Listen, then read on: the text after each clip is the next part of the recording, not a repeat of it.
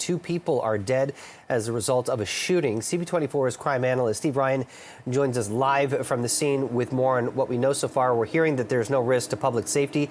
Any indication of whether this is a domestic situation?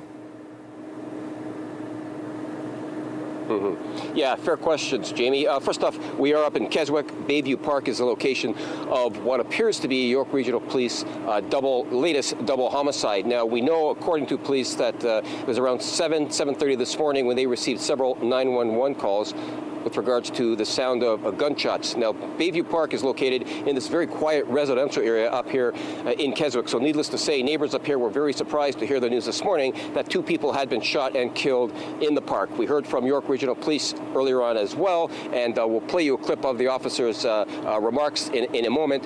But the neighbors up here have told me that many of them, that I spoke with anyways, heard what was believed to be multiple gunshots. One man in particular said he heard what he counted to be 7 gunshots. He said he heard 4, then there was a pause, then there were 3 more, and his belief was that it came from 2 different guns. And I asked him why, and he said the 4 shots and the 3 shots made 2 different sounds, and it sounded like 2 different calibers of gun. Now, the main thing for residents up here, although they are very shaken up with regards to what's happened in their neighborhood, is that, as you said, police say that this is an isolated incident, and although there's a suspect outstanding, they are not concerned about public safety. So that typically means that this was a unique set of circumstances that led to this homicide, and police may have some sort of motive already as to what may have transpired, and this is why they can say with confidence that this is isolated and not random, nor is it a threat to public safety. Here's more from a resident who I spoke with earlier on, and here's more from York Regional Police as well. Let's listen to both.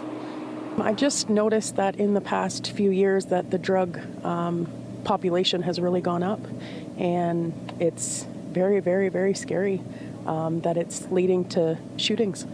It shouldn't be happening, you know, especially up here. You don't hear that stuff really happening up here. It's very quiet, it's very nice, and people come up here to retire. This is cottage country, you know, so it's definitely a big shock to have this happen.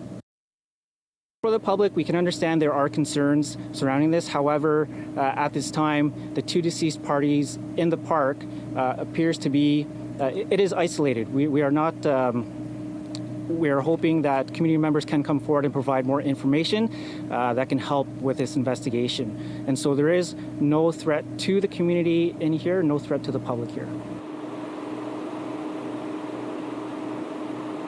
Very important words from the York Regional Police officer there, but having said that, this certainly is no comfort to people up here in this neighborhood, Jamie. Although this is isolated and police believe that there is no threat to public safety, residents up here are very concerned at the fact that there is at least 1 suspect running around here with a gun.